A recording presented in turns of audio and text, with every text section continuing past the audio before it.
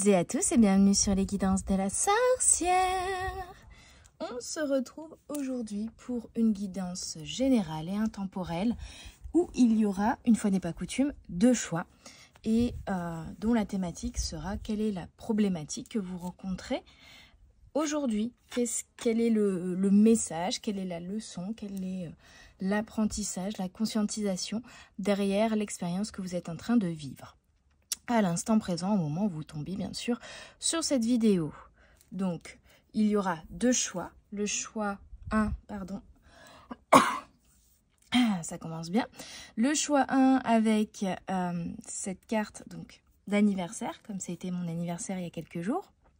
D'ailleurs, j'ai partagé le lien de la cagnotte que j'ai créée pour mon anniversaire, qui est d'ailleurs presque en totalité non imposable, donc remboursable et récupérable au niveau des impôts, qui donne 5% du montant cagnoté à une association pour la protection de la planète, et le reste, c'est pour moi, pour mon anniversaire, et pour me permettre d'aller prochainement en vacances. Voilà, de faire un voyage, de partir en vacances.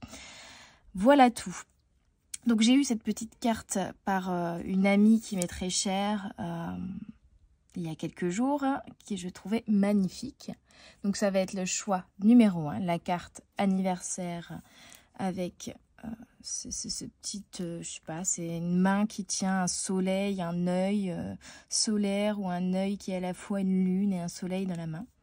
Et ici, on a une carte créée par un ami dont j'ai déjà parlé une fois dans une guidance, qui est MC Illustration et qui fait vraiment des illustrations dans ce style médiéval, magnifique, un peu comme des linogravures. Et donc je lui ai pris une petite carte postale qui représente, vous voyez, un peu comme une carte à jouer, mais ici où au lieu d'avoir le cavalier, admettons, ou en effet miroir, on a le soleil et la lune, et j'ai trouvé cette illustration magnifique. Voilà tout. Donc choix numéro 1, la petite carte anniversaire. Choix numéro 2, la carte à jouer, soleil et lune. Je vous laisse faire le choix et je reviens. On se retrouve tout de suite. Bonjour, rebonjour à vous mes petites âmes qui avez effectué le choix numéro 1 avec la carte tout en couleur finalement, la carte anniversaire. On va aller voir tout de suite qu'est-ce que vous traversez actuellement dans votre vie afin d'identifier les problématiques, les leçons derrière qu'il peut y avoir. On a déjà des peurs que vous traversez, une envie de fuir, une situation, une relation, quelque chose qui ne vous convient pas, qui vous pousse à bout même, hein, qui vous vraiment, qui à la fois vous fait sortir de votre zone de confort, j'ai l'impression ici, qui pour d'autres vous demande de ne rien lâcher, de continuer vos efforts, de ne pas lâcher la motivation peut-être aussi que vous avez sur une direction. Au contraire, et donc de tenir bon, hein, comme on vous le dit ici. Pour d'autres, j'ai l'impression ici que c'est plutôt un choix actuellement qui s'offre à vous, de soit fuir une situation, soit de continuer de tenir bon. Et c'est un choix que vous devez faire en conscience et en écoute de vous-même. Surtout, est-ce que vous cette quête dans laquelle vous essayez de tenir bon est encore en alignement avec vous? Est-ce que c'est réellement le bon objectif que vous voulez atteindre? Est-ce que c'est aussi pas forcément l'objectif qui est à revoir, mais la manière d'y arriver, le chemin que vous empruntez pour atteindre cet objectif qui n'est plus le bon? J'ai l'impression que vous luttez, vous résistez contre quelque chose qui ne va pas dans le même sens que vous, voyez? Et donc vous vous épuisez. Ouais. Et donc vous vous épuisez ici. On me dit vaincre vos peurs, ce n'est pas faire des choses qui ne sont qui vous trahissent en fait. Vous voyez, il y a une différence entre se dire bon là j'ai peur de telle chose et je vais vaincre ma peur et je vais oser faire telle ou telle activité qui de base me fait peur pour vaincre ma peur, mais parce qu'au fond cette activité j'ai envie aussi de la faire malgré tout.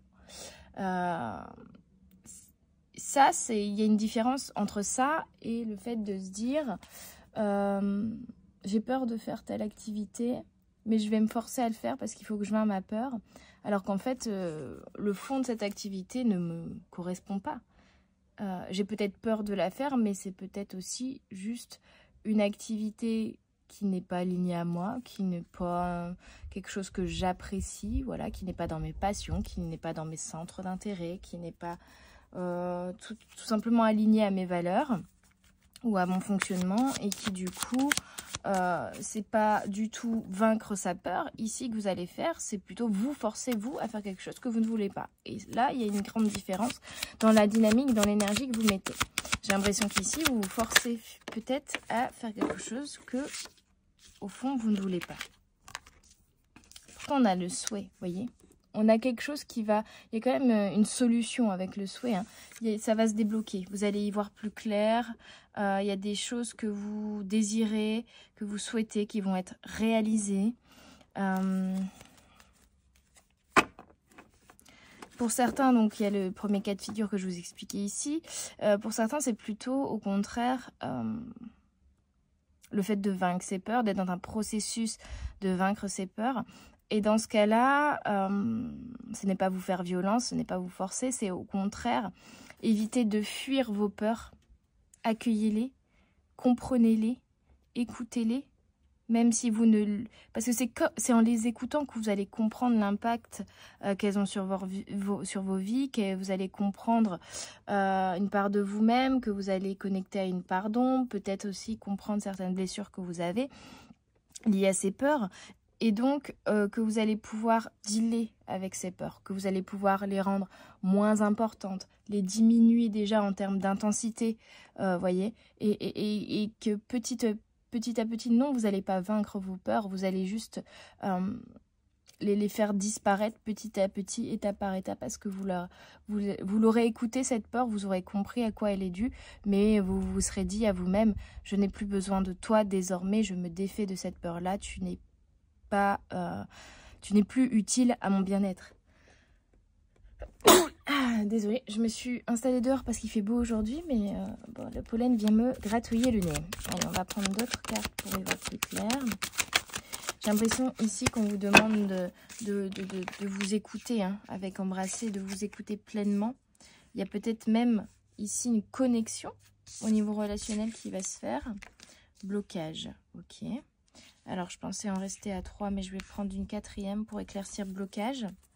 Parce j'ai l'impression qu'on a une envie de s'unir aux autres, de co-créer, d'être dans le collectif, d'être dans l'amour, d'être dans l'union, d'être dans la connexion. Sincère, mais il y a un blocage qui se crée. Pourquoi? Quel est ce blocage? Observez. On parle ici, pour bon nombre d'entre vous, de tout ce qui est lié au jugement, finalement. J'ai l'impression que pour certains, vous avez un manque de confiance en vous qui fait que vous allez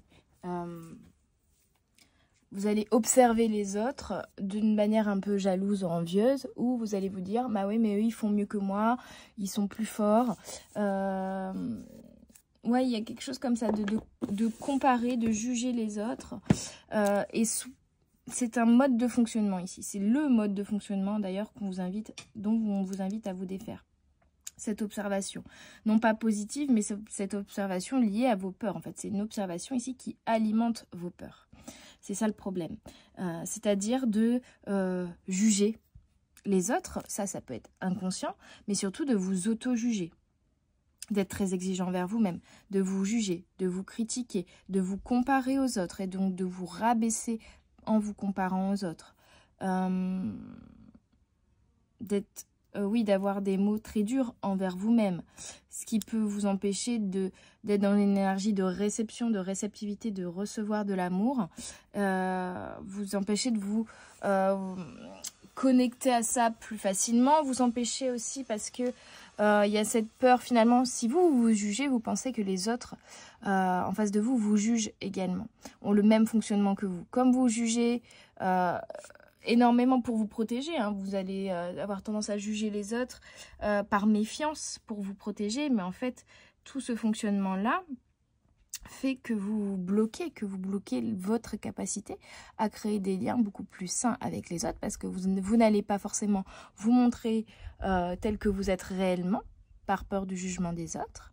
Et vous allez également être dans la méfiance et dans l'observation vis-à-vis des autres pour être sûr qu'ils sont de confiance, mais ces personnes vont le ressentir aussi, vont sentir qu'il y a un manque de confiance qui vient de votre part, et en effet miroir, ne vont pas réussir à vous faire confiance également. Voyez, si cette personne est méfiante envers moi, peut-être que également moi je dois être méfiante envers elle.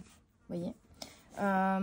Donc c'est ce qui peut vous bloquer ici, peut-être. La peur du jugement des autres, ou tout simplement le jugement que vous portez envers vous-même, en fait. Il y a une notion d'autocritique qui est très très forte ici, et on vous demande de vous en défaire, en fait. Désolée, forcément, au moment où je me mets dehors pour faire un tirage, il y a le voisin qui fait, je sais pas quoi, qui bricole, le chien de la voisine qui hurle à la mort, forcément. C'était très calme, très bucolique, et puis d'un seul coup, c'est le bazar. Alors, ok, je vais prendre 2 cartes de vos vérités cachées pour venir identifier ici les fonctionnements ou les schémas de pensée que vous avez et qu'on vous demande de conscientiser dans cette situation actuelle.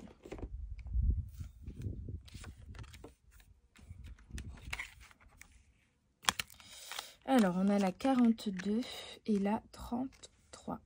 On est sur l'énergie du 6, voyez. Donc déjà, le 6 qui est en numérologie lié au relationnel. Donc on est vraiment sur, finalement, ce qui vous bloque ici, c'est votre manière d'établir des relations saines avec vous-même et avec les autres. La 42 vous dit: les autres voient, mais pas vous. Si vous avez tiré ce sceau, d'autres personnes vous voient ou voient la situation dans laquelle vous vous trouvez. Vous voyez cette notion d'observation. Beaucoup mieux que vous. Elle voit clairement ce qui vous échappe parce que cela se trouve dans votre angle mort, mais pas dans le leur. Donc il y a quelque chose que vous ne voyez pas. C'est pour ça qu'on vous demande aussi d'observer ici. Ce saut est direct. S'il y a un temps où il faut rejeter les conseils des autres et favoriser son propre point de vue, ce n'est pas celui-ci.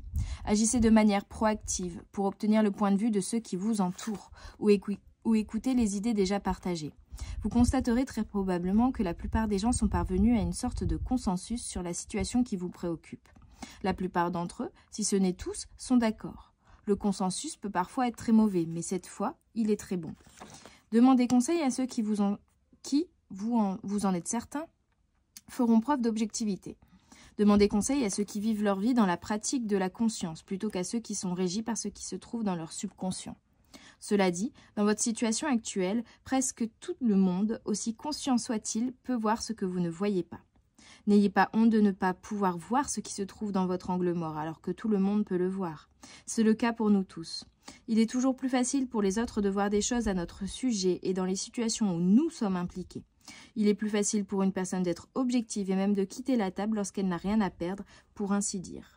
Ne laissez pas cette honte vous empêcher d'accepter leur opinion. D'ailleurs, dans un univers où tout est un, demander conseil aux autres, c'est simplement se demander conseil à soi-même.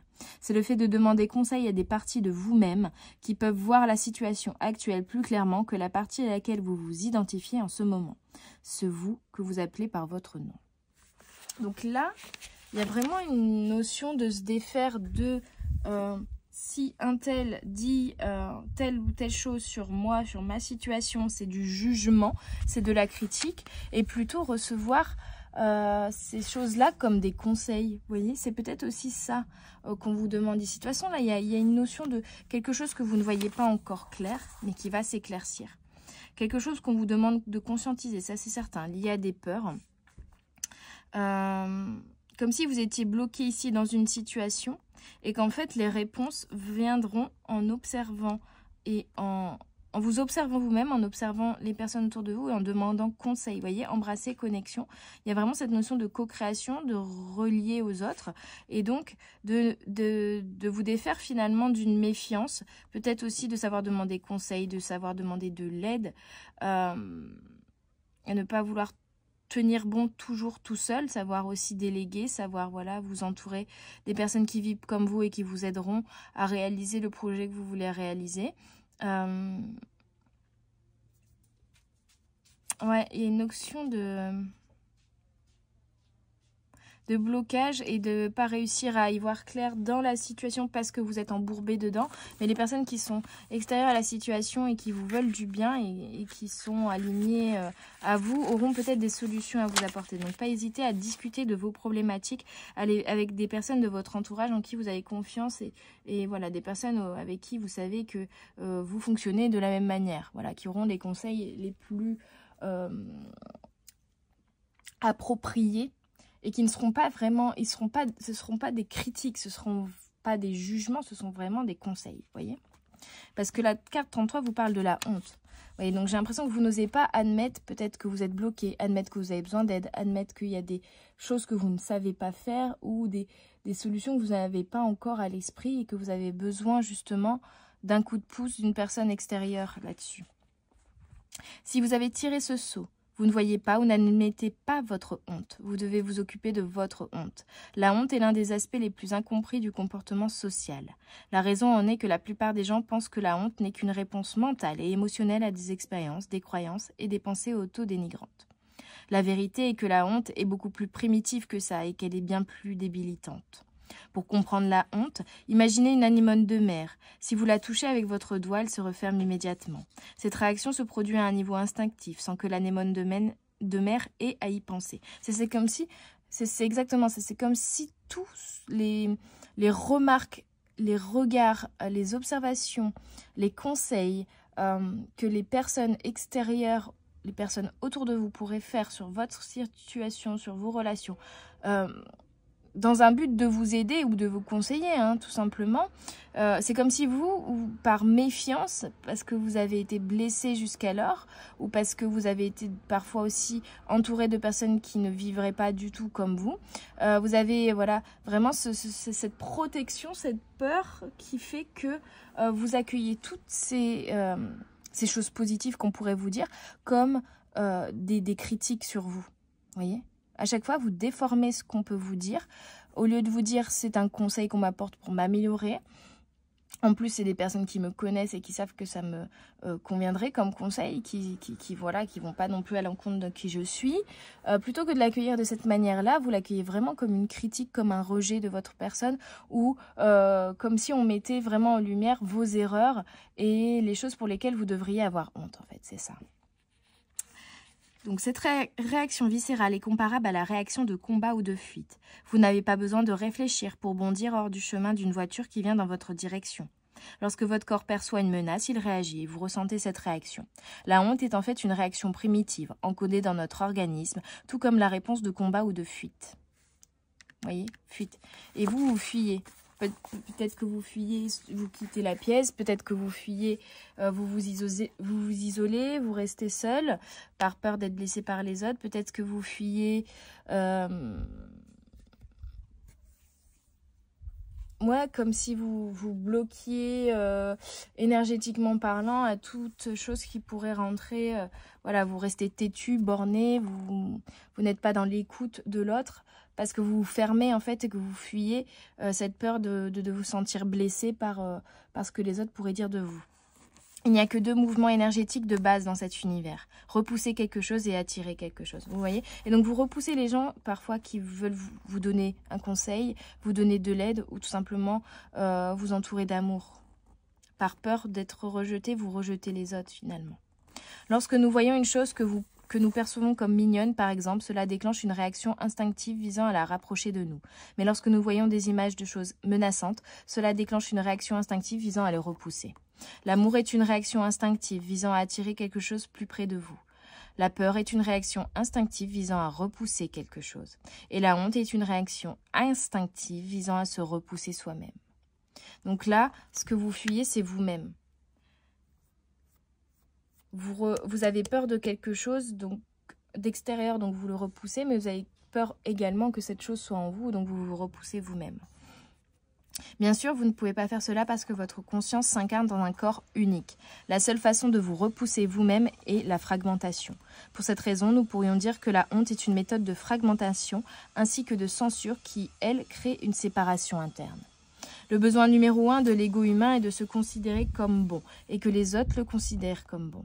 La honte consiste à se considérer comme mauvais et à faire en sorte que les autres nous considèrent comme bons. L'ennemi numéro 1 de l'ego humain est la honte. Il cherchera à la contourner en utilisant tous les mécanismes d'adaptation. Déni, projection, rationalisation, censure, division, somatisation, surcompensation, intellectualisation, isolation et même automutilation. La honte est l'émotion avec laquelle les gens feront le plus souvent de la projection. Voici quelques exemples. Une mère peut ressentir de la honte lorsque son enfant exprime des émotions négatives à son égard. Elle se sent alors comme une mauvaise mère. Mais son ego ne peut pas le supporter et elle reporte cette honte sur son enfant. Elle décrète qu'il doit avoir un problème grave. Une personne peut aussi demander l'avis d'un ami. La vérité qu'exprime cet ami et cet avis honnête lui fait honte. Elle ne peut supporter cette honte, alors elle décide que cet ami est horrible. Ça, c'est quelque chose qui prend vraiment sens ici. Tout ça consiste à éviter d'admettre la honte que nous ressentons et à refuser de travailler directement avec elle. Comme si vous vous isoliez ou vous ne demandiez ni l'aide ni le conseil des autres, parce que ce serait admettre vos faiblesses, admettre que vous n'y arrivez pas seul. Donc, ce serait une première honte. Et en plus, ce serait demander l'avis de quelqu'un d'extérieur qui émettrait du coup, pour vous, en tout cas dans votre regard, dans l'énergie dans laquelle vous le recevrez, une critique envers vous-même. Et donc, vous aurez encore une fois la honte. Dans notre société, l'imperfection est intégralement liée au blâme et à la faute. Reconnaissez que dans la situation qui vous préoccupe, vous pouvez vous blâmer pour quelque chose. Donc en fait, c'est ça, vous avez peur de la critique des autres, en tout cas que les autres donnent un avis qui serait reçu comme une critique parce que vous vous jugez et vous vous critiquez vous-même, durement, et que vous n'arrivez pas à accepter peut-être votre imperfectibilité aussi. Cela peut avoir été ou non votre faute, quoi qu'il en soit, cette auto-accusation provient d'une conception de base de la honte. Si vous avez tiré ce sceau, vous devez admettre votre honte, assumer votre honte. Par exemple, un homme peut se sentir sur la défensive dans une dispute de couple au sujet de sa disponibilité émotionnelle. Il peut se dire que la femme avec qui il partage sa vie est trop dépendante. Il a reporté sa honte sur elle en faisant d'elle la mauvaise personne dans cette situation. Mais s'il faisait son examen de conscience, il pourrait se rendre compte qu'il a honte parce qu'il ne se sent pas capable d'être présent émotionnellement. Désolé, un avion passe. Très bas. Posez-vous la question, de quoi ai-je honte dans cette situation? Qu'est-ce qui me fait me sentir comme une mauvaise personne dans cette situation? Ou fautif, pas assez bon, incorrect? Ce qui ressort de ce questionnement, vous devez l'aborder directement et le résoudre avec amour. Rapprochez-vous des parties de vous-même dont vous avez honte et incorporez-les plutôt que de les repousser. Si vous avez tiré cette carte, il vous sera utile de passer du temps à accepter l'énergie du sceau 76 et à comprendre également son message. Bon là, il n'est pas sorti, donc on s'en fout du sceau 76. Me vient un exemple, vous savez que j'essaye quand même d'être... Bon, on est ouvert ici, je vous raconte parfois un petit peu ma vie et aussi mes propres cheminements, parce que je ne suis pas parfaite et que nous sommes tous ici en ce bas monde pour apprendre des choses de notre vécu. Ce qui ressort là avec les messages que je vous ai donnés, c'est un questionnement aussi que j'ai depuis 2-3 jours. C'est-à-dire que mon mois de juillet a été assez intense en termes d'activité. Et j'en suis très contente. J'ai été dans le rush et ce que j'adore également. J'ai reçu énormément d'amour à travers mon activité pendant ce mois. Et ça fait énormément du bien parce que ça a été très calme mai-juin. Sauf que, voilà, depuis 2-3 jours, ça s'est calmé. Hein, fin du mois, etc., les vacances, ça s'est calmé.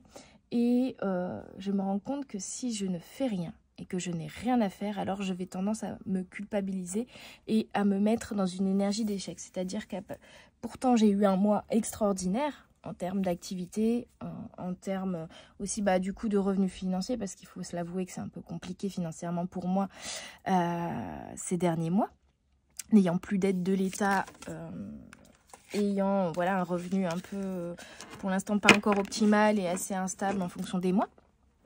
Pour le coup, ce mois de juillet a été génial. Mais le fait d'avoir là quelques jours de calme, en fait, hein, où j'ai eu des demandes, mais où ça n'a pas répondu. Enfin, vraiment, il y a une petite stagnation qui s'est créée là depuis 2-3 jours.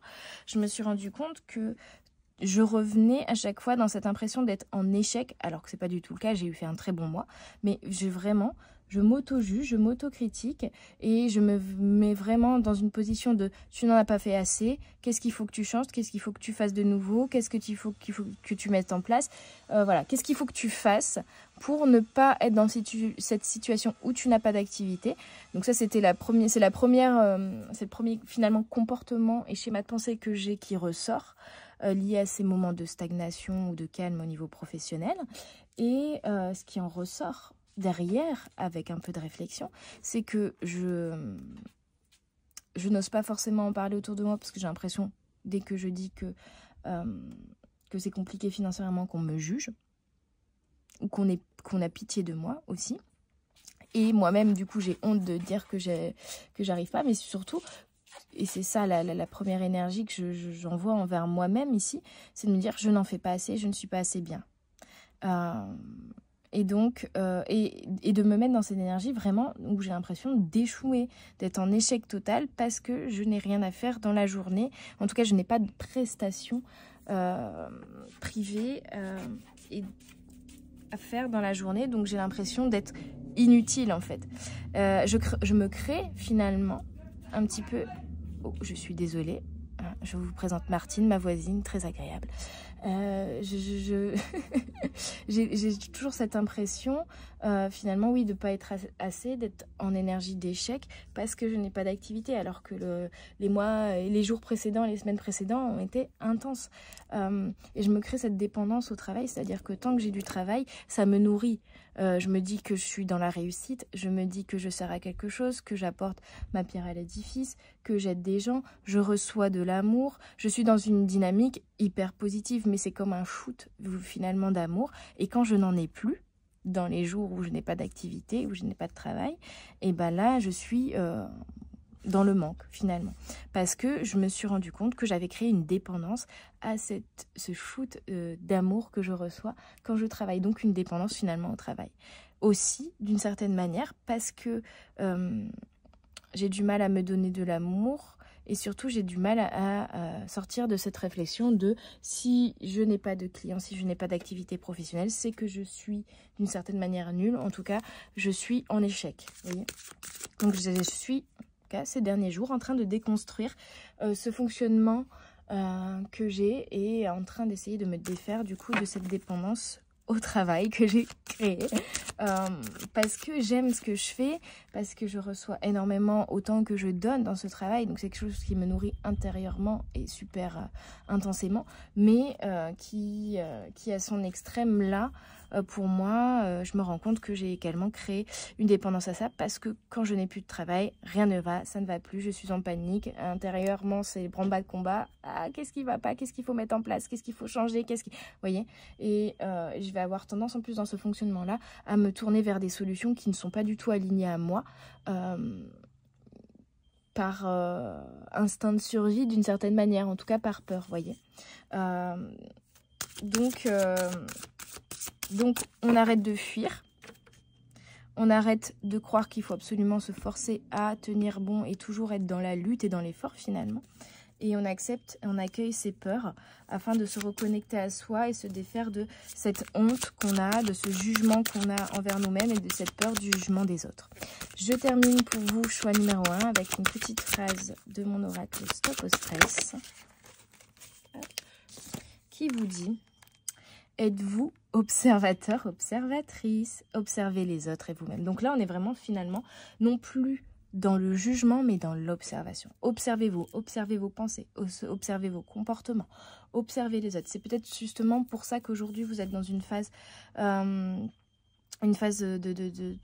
va dire, de latence, un sas, une phase de ralentissement aussi, pour vous donner le temps d'observer les autres et d'observer vous-même et de comprendre, voyez, dans les effets miroirs, dans les reflets, etc. Qu'est-ce qui se passe en vous et de retrouver une belle connexion avec les autres, avec vous-même, vous défaire de vos blocages grâce à ça. comprendre ce qui vous bloquait intérieurement finalement, vous embrassez les autres, vous unir de manière beaucoup plus saine, équilibrée et dans le partage et dans la compassion et la compréhension avec les autres, ce qui fera grandir votre projet et ce qui vous amènera à avoir et à retrouver votre énergie de manifestation et du coup à vous reconnecter à cette énergie-là. Et l'univers vous envoie vraiment la réalisation d'un rêve à partir du moment où vous aurez compris là ce qui vous bloquait, ce schéma de fonctionnement, comme moi ici, de finalement me créer une dépendance au travail et de travailler sur, finalement, c'est pas juste conscientiser, ah bah il y a ça comme problème, ça comme comportement que j'ai, dont il faudrait que je me défasse, mais c'est de venir vous donner le temps, petit à petit, de justement vous en défaire.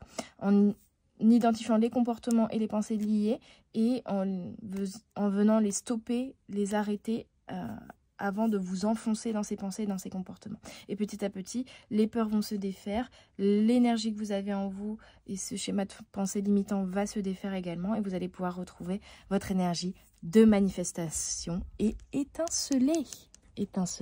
Voilà mes petites âmes du choix numéro 1. J'espère que cette guidance vous aura plu, vous aura parlé, vous aura aidé, aura éclairci un petit peu les choses dans votre cheminement actuel. N'hésitez pas à mettre un pouce bleu, à commenter, à partager et à vous abonner. N'hésitez pas à vous rendre sur mon site internet hermancloé.com pour découvrir toutes les prestations privées que je propose et pour me contacter également et voir les avis de toutes les personnes qui m'ont déjà fait confiance. Je vous souhaite une très belle journée, une très belle soirée. Je vous dis à tout bientôt sur les guidances de la sorcière. Bye bye.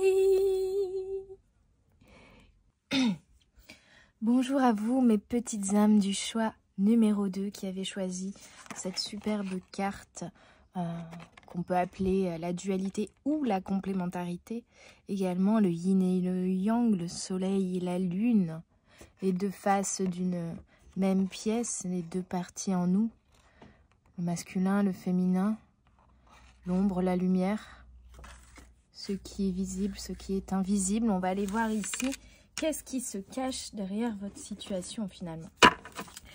Dans quelle situation vous êtes aujourd'hui et quelle est la conscientisation, le schéma de fonctionnement qui peut vous bloquer actuellement et qu'on vous demande de voir et de comprendre ici. Ok. Et ben, on a les peurs qui sont sorties en première carte pour les deux choix. Donc on travaille vraiment sur des peurs qui vous sont propres. C'est un peu finalement quand même la thématique de cette guidance, c'est de finalement venir voir quelles sont les peurs qui vous bloquent et quelles sont, comment se sont créées ces peurs en fait. Comment sont-elles alimentées par vos comportements, vos schémas de fonctionnement, vos schémas de pensée. Et du coup, par où on peut commencer pour vous permettre de vous défaire de vos peurs. On va demander un petit peu plus d'infos ici pour le choix numéro 2, s'il vous plaît. On a une difficulté à lâcher prise.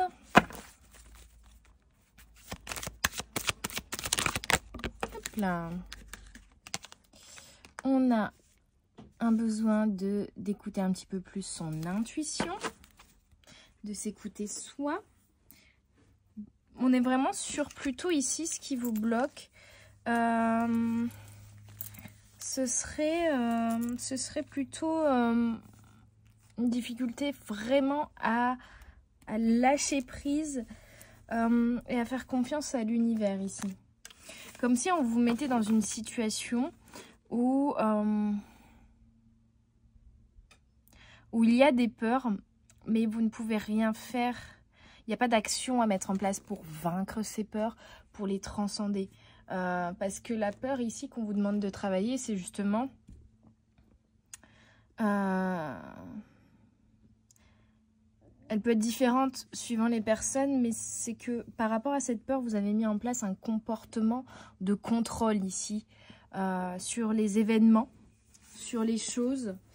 C'est cette réflexion de toujours, oui, se dire bah si ça fonctionne pas ou si là je me sens voilà dans un sentiment désagréable de peur, c'est que je dois mettre en place des actions pour changer ça, sortir de ma peur, sortir de la situation qui me fait peur, au contraire mettre en place des actions qui me rassurent dans ma peur, qui me rassure par rapport à ma peur, mais du coup, émettre à chaque fois un contrôle sur les choses. Et on a bondir. Ok. Il y a quand même cette notion de bond, de faire un bond en avant, de sauter sur une occasion, de saisir une opportunité.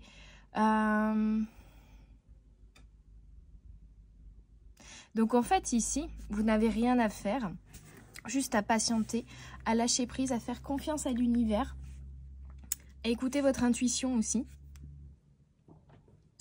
Parce que en fait, j'ai l'impression qu'ici on vous prépare, enfin à partir du moment où vous réussirez à lâcher prise, l'univers va vous envoyer une opportunité, un cadeau, un coup de foudre pour certains, en tout cas un coup de foudre symboliquement qui va amener une surprise, un événement, un changement, une opportunité, une main tendue. Il y a quelque chose, voilà, qui va vous surprendre, une nouvelle, une opportunité, quelque chose qui va être un coup de pouce de l'univers et qui va vous permettre de manifester ce que vous désirez.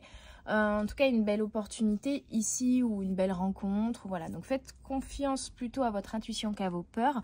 Lâchez prise parce qu'à partir du moment où vous dites j'ai besoin de contrôler telle ou telle chose, alors vous savez que c'est vos peurs qui reprennent le dessus. Pour se rassurer. Donc lâchez prise petit à petit grâce à ça. Et à ce niveau-là, et au moment où vous réussirez enfin à lâcher prise, l'univers va vous amener des événements, va vous amener des opportunités, ou une en particulier, sur laquelle il faudra sauter. Sur laquelle, pour le coup, il n'y aura plus le temps d'avoir peur, mais ce sera pas quelque chose que vous aurez contrôlé et que du coup, vous aurez... comment dire ? Créer. Ce n'est pas une opportunité que vous aurez créée. Pour le coup, on dit des fois, la chance se provoque. Ici, pour le coup, c'est pas... C'est justement, on vous a appris dans votre cheminement que la chance se provoquait. Que si on voulait des changements, il fallait déjà en mettre en place et que ça parte de nous. Ok, très bien, c'est réel, c'est vrai. Qu'on n'avait jamais rien sans rien, que des fois il fallait un petit peu se bouger le popotin ou changer aussi intérieurement, ou travailler sur soi, changer de dynamique pour pouvoir faire bouger les choses. Ok, mais du coup vous êtes dans un fonctionnement où dès qu'il y a une problématique, dès qu'il y a une peur, il y a du contrôle et il y a je dois trouver une solution à ma problématique. Le truc ici, c'est que pour le coup, là, la leçon qu'on vous envoie, c'est pour vous faire comprendre que non, il n'y a pas toujours besoin que ce soit vous qui fassiez les choses.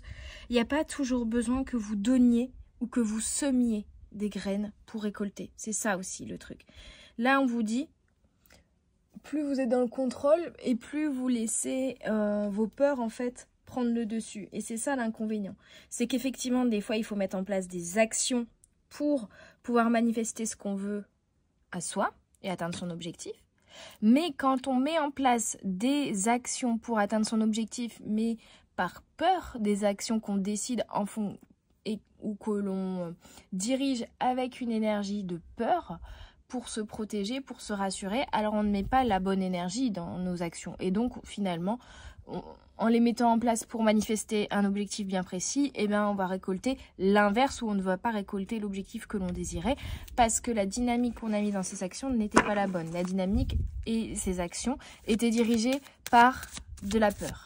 Alors qu'ici, on vous demande pour le coup de ne rien faire, de lâcher prise et on va vous amener des événements et des belles choses à vous. Faites confiance à l'univers, faites confiance à l'intuition, au message et aux signes, aux synchronicités que les guides vous envoient pour à la fois vous rassurer et pour surtout vous dire lâche prise un peu. Vous voyez, parce qu'on a la joie, on a la simplifier. Donc en fait, à partir du moment où vous allez lâcher prise, vous allez simplifier les choses. Là, j'ai l'impression que vos peurs complexifient les choses. Vos peurs alimentent le mental qui lui-même alimente des réflexions, qui crée des scénarios, qui vous demande d'anticiper, qui complexifie la réalité des choses et qui alimente encore une fois les peurs. Et c'est un cercle vicieux comme cela. Alors qu'à partir du moment où vous direz je n'ai plus besoin de mettre en place quoi que ce soit pour alimenter mes peurs. Vos peurs vont s'estomper, vont s'atténuer parce que vous ne les alimenterez plus par des actions. Pour rassurer cette peur, finalement, vous lui laissez l'opportunité de s'exprimer d'autant plus. Donc là, plutôt que de contrôler les choses et de pallier à ces peurs-là, en mettant en place des actions, on vous dit de ne rien faire, de lâcher prise, de profiter de l'instant présent, de vous reposer. Et les choses se feront de manière fluide, de manière... de manière fluide et finalement, plus vous serez dans le lâcher prise et plus vous allez réussir aussi à vous réenraciner, à vous réancrer à l'instant présent et plus vous réussirez à manifester. C'est rigolo, vous voyez ce personnage-là qui est en train de se poser, de se reposer, de méditer et de se réenraciner. Grâce à cela, il se réaligne à lui. Il retrouve son ancrage, son équilibre. Il est en train de transmuter avec le petit serpent. Il est en train de faire éclore aussi d'autres graines qu'il n'avait même pas semées, juste en se posant quelques instants. Et il fait l'équilibre, vous voyez, entre le soleil et la lune. On le retrouve ici. Donc, il y a une période ici de stagnation, peut-être, de blocage, parce qu'on vous demande de lâcher prise sur certains fonctionnements que vous avez depuis toujours, qui sont inconscients, du contrôle, de l'action, de l'exigence envers vous-même, de toujours en faire plus, d'avoir besoin de contrôler et d'être dans l'action pour avoir l'impression de contrôler les choses pour vous rassurer. Et ça, c'est pas la bonne dynamique là. Donc on vous invite à ne rien faire pour le coup, mis à part vous recentrer, vous reposer pour pouvoir y voir plus clair, pour pouvoir simplifier les choses dans votre tête, éviter d'alimenter les peurs avec des scénarios catastrophes, avec de l'imagination, avec des oui mais peut-être que je devrais faire ça et ci et ça en plus pour pallier à telle ou telle problématique ou tel blocage ou telle stagnation. Non. Là, on vous demande de vous reposer et d'affronter, de regarder dans le miroir, de regarder surtout en vous-même votre part d'ombre ici. Quelles sont vos peurs qui vous poussent actuellement à toujours en faire plus ou à vouloir absolument contrôler les choses? Pourquoi vous voulez absolument être tout le temps dans l'action? Vous voulez absolument tout le temps contrôler les choses? Quelle est la peur liée à ce fonctionnement-là? Comment vous avez mis en place ce fonctionnement-là dans votre vie? À cause de quelle peur et à cause de quelle blessure? On va aller voir avec deux cartes des vérités cachées pour vous, ce que vous devez conscientiser sur des schémas de fonctionnement. Me revoilà, désolé, petit problème technique. Le téléphone a eu un coup de chaud. Donc, il a arrêté d'enregistrer. Il ne s'est pas passé grand-chose. Juste, j'ai expliqué qu'on allait aller voir un petit peu les schémas de fonctionnement intérieur qu'on vous demande de conscientiser par rapport à ce que vous vivez actuellement. J'ai les cartes du coup 63 et 28 de l'oracle des vérités cachées qui ont sauté. Et j'allais m'atteler à aller voir les messages que ces cartes ont à vous délivrer aujourd'hui. Voilà tout. Allez, on est parti, on est reparti.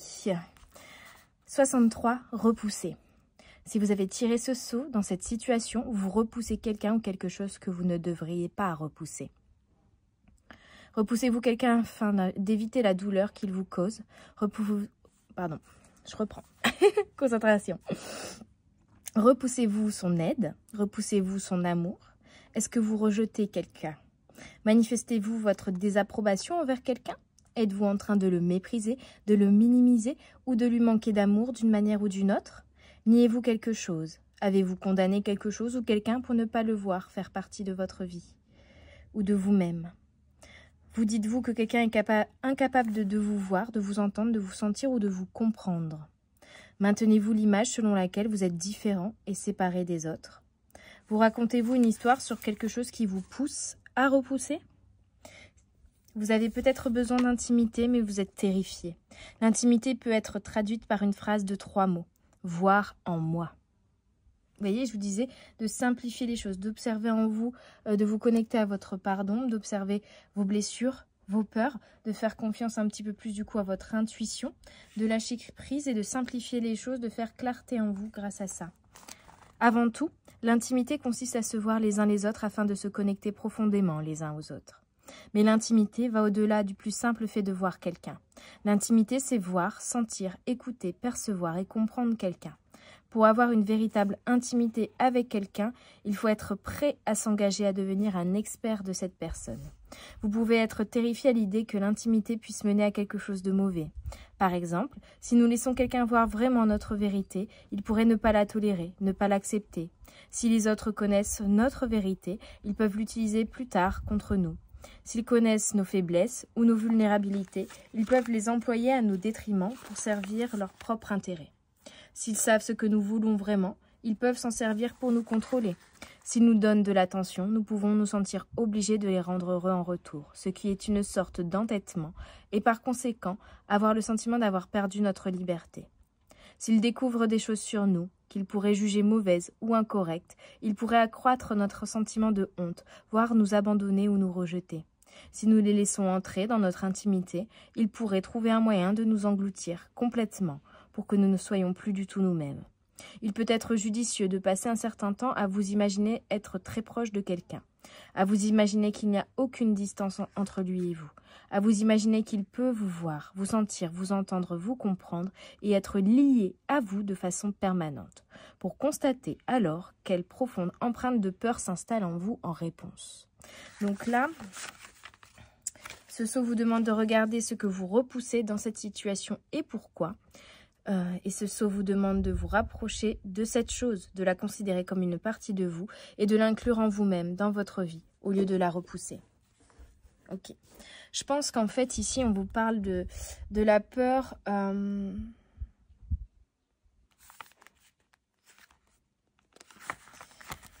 la peur de voir... la peur de laisser des situations ou des relations entrer dans votre vie et que ces situations, ces relations mettent en lumière, vous forcent à voir, par effet miroir, une partie de vous-même, une part d'ombre. Il y a une part pour moi de vous-même que vous n'arrivez pas encore à accepter peut-être, ou il y a une part de vous-même que vous n'avez pas envie de laisser s'exprimer encore, parce que vous la jugez mauvaise, vous voyez ? C'est cette part finalement de la lune, cette part cachée que vous essayez de vous faire croire vous-même que vous êtes juste un soleil, mais vous êtes en train de renier votre part lunaire parce que vous la rejetez, parce que vous pensez que c'est une part de vous qui n'est pas bonne, que embrasser également votre ombre, votre part d'ombre, c'est être quelqu'un de mauvais. Ouais, quelqu'un d'inexact, c'est finalement laisser s'exprimer vraiment le petit diable en vous, et c'est laisser l'opportunité aux autres de voir cette part de vous-même que déjà vous n'acceptez pas, mais qu'en plus dont vous avez honte en fait. Et c'est ça le problème, c'est que vous vous empêchez d'être complètement vous-même et du coup équilibré dans votre part solaire et lunaire, hein. Ce personnage, il montre les deux, là, et vous ne vous autorisez pas à montrer votre part lunaire, qui peut être parce que vous vous dites que vous êtes trop ceci, pas assez cela, trop sensible, trop intuitif, trop perché, et qu'on vous a déjà jugé pour cela, ou qu'on vous a déjà rejeté pour cela, mais en fait, la finalité, c'est que vous ne laissez pas cette part lunaire, cette part d'ombre de vous, s'exprimer parce que vous ne l'acceptez pas, mais parce que vous en avez honte et parce que vous la jugez. Et donc vous partez également du principe qu'elle n'est pas légitime à s'exprimer parce que ce que vous pensez de vous-même et la honte que vous éprouvez par rapport à cette part de vous-même, vous estimez que les autres vont ressentir la même chose, vont également avoir honte de vous, vont également vous juger comme quelqu'un de mauvais à cause de cette part de vous-même, alors que ce n'est pas vrai. Donc là, il y a un petit travail d'arrêter de rejeter les autres, mais surtout d'arrêter de vous rejeter vous-même, d'arrêter de rejeter cette part de vous, d'arrêter d'avoir peur, c'est ça.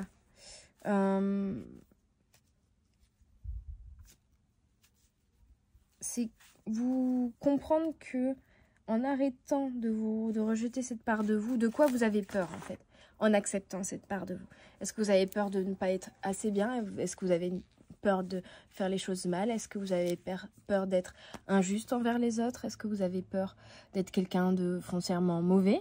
Est-ce que vous avez peur d'être quelqu'un qui n'est pas parfait? Est-ce que vous avez peur de ressembler un petit peu trop, d'avoir finalement la même part d'ombre que des personnes de votre entourage que vous connaissez? Ou peut-être même de devoir vous reprocher à vous-même des choses que vous reprochez aux autres, voyez? Tout ça sur un objectif quand même, j'ai l'impression de vous mettre des blocages, des barrières, ou en tout cas des exigences. Hein. On est encore une fois à lâcher prise. Vous vous mettez des exigences sur vous-même, vous vous contrôlez vous-même, vous vous obligez peut-être même de jouer un rôle. En tout cas, ce que vous contrôlez, surtout ici, c'est une part de vous que vous ne laissez pas s'exprimer. Soit pour éviter de voir en face cette part de vous qui vous forcerait à admettre que vous n'êtes pas parfait, que vous avez aussi une part d'ombre, peut-être que vous avez vos propres démons, vos propres blessures encore à gérer. Peut-être également un travail sur le manque de confiance en vous, hein, sur le regard que vous vous portez aussi. Il y a vraiment, ça peut partir un peu dans tous les sens suivant ce que vous traversez et comment ça résonne en vous. Mais il y a vraiment, on est un peu sur la même dynamique de fond que le choix 1. C'est ce besoin de fuir la réalité. Là, il y a quelque chose que vous devez affronter. Il y a quelque chose que vous devez voir, voyez. De fuir la réalité et de voir que les peurs vous font fuir la réalité, mais vous créez aussi des blocages. Vous créez une vision des choses qui est erronée. Là, on est plus sur quand même un niveau d'exigence que vous vous mettez surtout à vous-même, j'ai l'impression ici. Hein. Alors, le 28... Vraiment, accepter votre pardon, c'est ça. Hein. Ouais. La 28, la triangulation. Un triangle relationnel échappe à votre regard. Cela peut signifier que vous êtes amené à jouer le rôle d'intermédiaire, troisième pointe du triangle, que vous faites jouer à des gens ce rôle contre quelqu'un, que des gens font jouer ce rôle à d'autres contre vous, ou tout ce qui précède. La triangulation est l'une des tactiques de manipulation sociale les plus courantes et elle se produit généralement de manière inconsciente. La triangulation survient lorsqu'au lieu de communiquer directement avec la personne avec qui nous avons un conflit, de manière à parvenir à une résolution, nous nous adressons à une troisième personne avec le désir inconscient ou même conscient de la mettre de notre côté contre la personne avec laquelle nous avons un conflit. Donc il y a vraiment quand même un conflit, peut-être même intérieur. Parce que là, on parle d'une troisième personne que vous amenez à essayer de mettre dans votre camp afin d'affronter une personne avec qui vous êtes en conflit. Sauf qu'ici, j'ai l'impression, effectivement, le conflit peut être extérieur, mais j'ai l'impression que c'est surtout une part de vous-même et contre qui, en fait, vous êtes en guerre. Pour moi, c'est un conflit intérieur entre votre part solaire et votre part lunaire, entre votre masculin, votre féminin, entre vos émotions et votre force, votre détermination. Il y a un combat. Plutôt que s'associer et s'unir ensemble, là, ils vont contre et c'est ça qui complexifie les choses. Et peut-être même que vous prenez à partie, que vous rejetez certaines personnes ou qu'au contraire, vous manipulez sans vous rendre compte certaines personnes autour de vous. Tout simplement déjà en émettant un contrôle sur vous et en ne montrant pas cette part d'ombre, vous manipulez d'une certaine manière les personnes qui sont autour de vous parce que vous ne montrez qu'une partie de vous-même. Donc c'est une sorte de manipulation. Et justement pour les amener, ces personnes, à être du côté de votre part que vous justifiez bonne, c'est-à-dire votre part lumineuse, à vous aimer pour la vision que vous leur offrez de vous-même. Pour finalement que ces personnes soient du même côté que votre part de solaire et qu'elles justifient, qu'elles légitiment votre comportement de dualité intérieure, voire qu'elles soient du côté vraiment de votre part solaire et qu'elles, sans s'en rendre compte, elles renforcent cette croyance limitante qui est fausse intérieure, que votre part d'ombre ou votre part lunaire n'est pas légitime et quelque chose de honteux et quelque chose qu'il faut cacher et quelque chose de mal. Vous voyez ? parce qu'on vous dit vraiment que du coup, le fonctionnement de triangulation, ce n'est pas la même chose que d'utiliser simplement un intermédiaire, car l'intention subconsciente de la triangulation est de diviser. Nous utilisons une personne contre l'autre. De façon subconsciente, nous pensons que notre seul moyen de préserver notre image de bonne personne est d'amener la troisième à valider que nous avons le bon rôle dans le conflit. Voyez ? Donc vous amenez les gens en face de vous à valider la représentation que vous donnez de vous-même, qui n'est pas le réel vous profond. Et du coup, ça valide encore plus un schéma de pensée limitant intérieur qui est ma part d'ombre ou ce que je ne montre pas parce que je trouve honteux n'est pas légitime et est réellement honteuse et les gens en face de moi sont d'accord avec moi. Si je montre cette part de moi-même, alors les gens ont honte de moi et j'ai honte de moi-même. Donc cette part de moi est honteuse et je ne dois pas la montrer. Vous voyez ? Tout ce cheminement-là. Donc, où j'en suis? La façon d'y parvenir est également de faire en sorte que cette troisième personne ait un problème avec la personne avec laquelle nous avons nous-mêmes un problème. Nous avons décidé que la meilleure façon d'amener quelqu'un à se mettre de notre côté contre quelqu'un d'autre est de nous faire passer pour le gentil et l'autre pour le méchant. Il se peut d'ailleurs, ici, situation, que vous soyez actuellement en conflit avec un ami, avec une personne de votre famille, avec un parent, un frère, une sœur, enfin voilà, avec une personne proche, que vous soyez en conflit et que vous essayez de mettre une troisième personne dans votre poche, dans votre sens, de votre côté, dans ce conflit-là avec cette personne, parce qu'en fait, ce que vous rejetez chez cette personne en face de vous, et qui vous met en conflit avec cette personne, c'est ce que vous avez également en vous, peut-être comme schéma de pensée, comme schéma de fonctionnement, etc., mais que vous ne voulez pas voir, que vous ne voulez pas accepter, que vous ne voulez pas admettre. Et donc, vous rejetez cette personne, être en conflit avec cette personne de votre entourage, c'est être en conflit aussi avec vous-même. Et c'est ça que ça révèle aujourd'hui. Donc, même si c'est nous qui, en fait, nous avons créé le problème en premier lieu, nous jouerons la victime. La plupart des gens n'ont aucune idée qu'ils servent d'intermédiaire, et il y a une raison flagrante à cela. Les personnes versées dans l'art d'utiliser la triangulation comme moyen de manipulation ne feront jamais apparaître clairement qu'elles essaient de monter quelqu'un contre quelqu'un d'autre pour obtenir la satisfaction de leurs propres besoins. Au contraire, elles vont désinformer, mentir, faire et dire tout ce qui donne l'impression que c'est tout le contraire, afin que leur tactique, qui est souvent très inconsciente, ne soit jamais décelée. Et les insécurités des autres sont le camouflage le plus courant qu'elles utilisent. Lorsque nous avons des besoins non satisfaits, cela signifie que nous avons des insécurités. Par exemple, si quelqu'un a besoin d'être compris, il a peur d'être mal compris. Par conséquent, si nous voulons accomplir une triangulation efficace, nous allons faire jouer les insécurités de cette personne, en lui donnant l'impression que nous allons répondre à ses besoins non satisfaits contre la personne avec laquelle nous sommes en conflit. C'est particulièrement facile à réussir lorsque les intermédiaires potentiels se sentent seuls. Il suffit alors de donner à la personne que nous essayons inconsciemment d'utiliser comme intermédiaire l'impression qu'elle peut se rapprocher de nous en s'opposant à l'autre personne. La raison pour laquelle une personne qui sert d'intermédiaire ne s'aperçoit pas du rôle qu'on lui fait jouer dans le triangle est que la personne qui fait de la triangulation va rarement créer un nouveau problème entre elle et la première personne avec qui elle a un conflit. Au lieu de cela, la personne manipulatrice camouflera ses intentions en utilisant une blessure, une insécurité ou un besoin non satisfait qu'elle peut sentir exister déjà entre cette troisième personne et celle contre qui on l'adresse. En fait, la personne manipulatrice capitalisera sur une fissure qui existe déjà pour creuser un grand canyon. Si vous avez tiré ce seau, la triangulation est en cours. Vous devez gérer le conflit quand il est minuscule, directement avec la personne avec laquelle vous êtes en opposition. Vous devez déterminer ce dont vous avez besoin, puis répondre à ces besoins. La manipulation ne se produit que lorsqu'une personne a le sentiment de ne pas pouvoir satisfaire ses besoins directement et qu'elle doit le faire indirectement. Essayez de déterminer de quoi les gens ainsi que vous-même ont réellement besoin et ce qu'ils veulent. Si vous pensez que quelqu'un fait une triangulation, demandez-lui franchement ce qu'il compte obtenir en s'adressant à vous de la sorte. Si vous faites de la triangulation, que comptez-vous obtenir avec des commérages? Développer de l'empathie et de la compassion, l'antidote à la triangulation et l'empathie.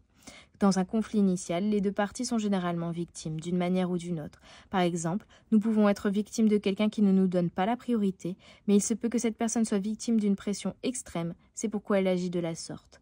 L'empathie n'est pas destinée à annuler notre souffrance, elle est conçue pour que nous puissions rester unis et non pour que nous nous enfermions dans notre propre perception. L'empathie permet de s'assurer que nous ne mettons pas nous-mêmes ou d'autres personnes dans le rôle du méchant, de la victime ou du sauveteur, et que nous nous contentons de gérer le conflit en cours ainsi que les besoins que le conflit fait remonter à la surface. C'est ça, c'est que là, il y a un conflit intérieur, extérieur. Et si l'extérieur, il vient de toute manière faire écho à un conflit intérieur, qu'il faut amener à la surface, qu'il faut comprendre, parce que c'est une part de vous-même qu'il faut accepter aussi. La triste réalité est que lorsqu'une personne décide qu'elle a besoin de soutien contre une personne avec laquelle elle est en conflit, vous devenez partie intégrante du triangle, que vous ayez choisi ou non de l'être, que cela vous plaise ou non. Chaque fois que vous avez affaire à un triangle et que vous jouez un rôle quelconque au sein de ce triangle, ce qui est le cas si vous avez tiré ce sceau, la question directrice à garder à l'esprit est la suivante. Ici même, avec cette déclaration ou cette action, est-ce que je renforce le triangle ou est-ce que je contribue à le démanteler ? Si vous avez du mal à discerner si c'est vous qui faites la triangulation ou non, n'hésitez pas à brasser de nouveau le jeu et à tirer un autre saut.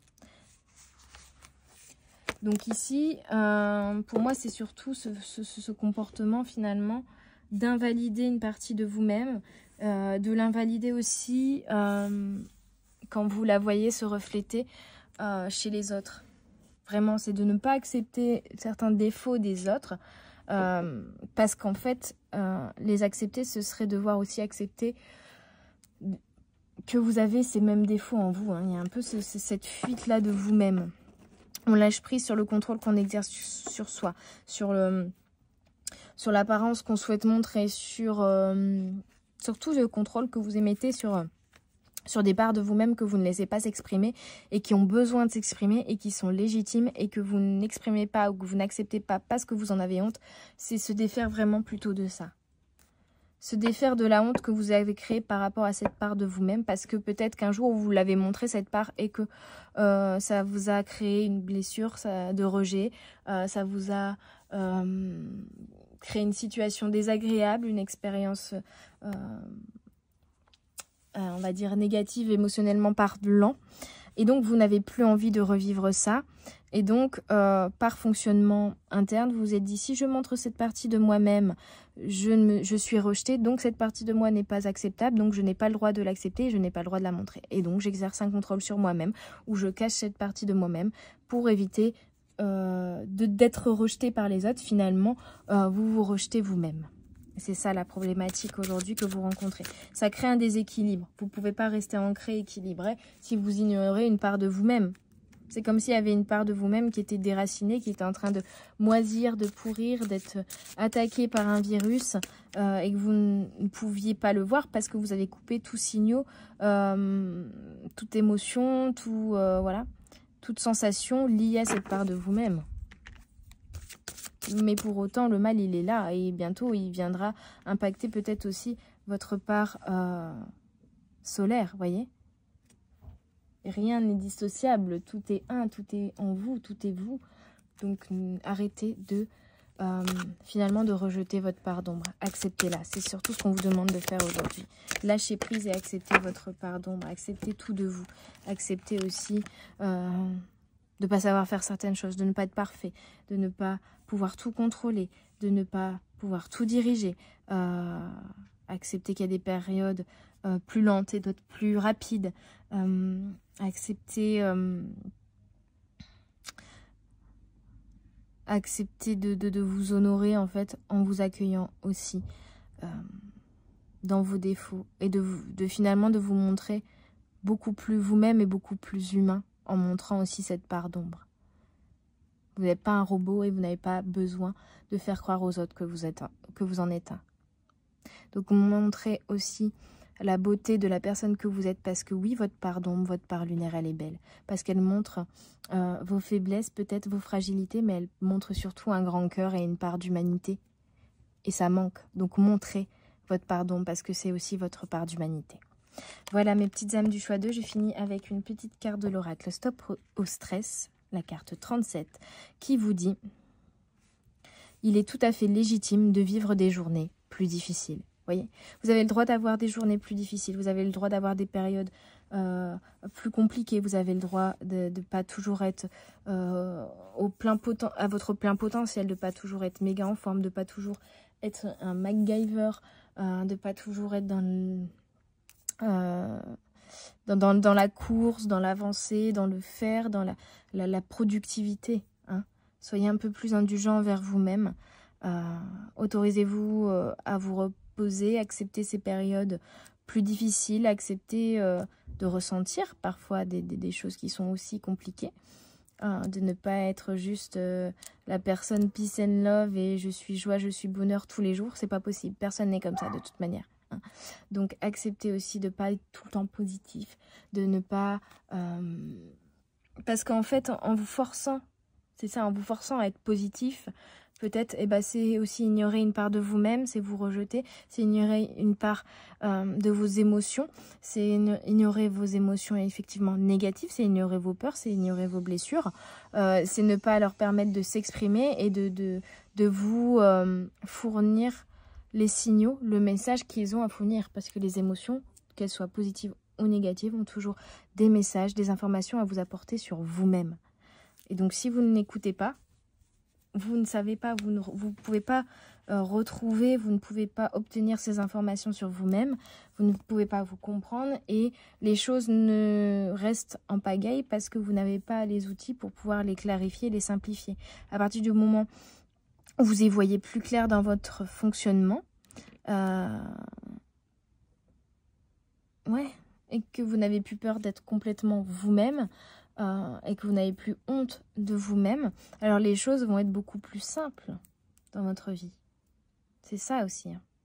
Donc acceptez tout cela. Voilà mes petites âmes du choix numéro 2. J'espère que cette guidance vous aura parlé, vous aura aidé, aura vibré en vous, vous aura permis de clarifier un petit peu votre situation actuelle. N'hésitez pas à commenter, à liker, à partager autour de vous et à vous abonner pour soutenir la chaîne et pour ne rien rater de toutes les guidances que je sors chaque semaine. Je vous souhaite également une belle journée et je vous invite aussi à faire un tour sur mon site internet hermanchloé.com pour découvrir toutes les prestations que je propose, leurs tarifs et pour pouvoir prendre rendez-vous avec moi en réel ou à distance, c'est comme vous le souhaitez. N'hésitez pas, surtout, à me suivre également sur les réseaux sociaux pour ne rien rater de tout ce que je partage et ce que je propose afin de nous distribuer de l'amour, de l'entraide et des conseils, tout simplement. Je vous souhaite une très belle journée, une très belle soirée. Je vous dis à tout bientôt sur les guidances de la sorcière. Bye bye.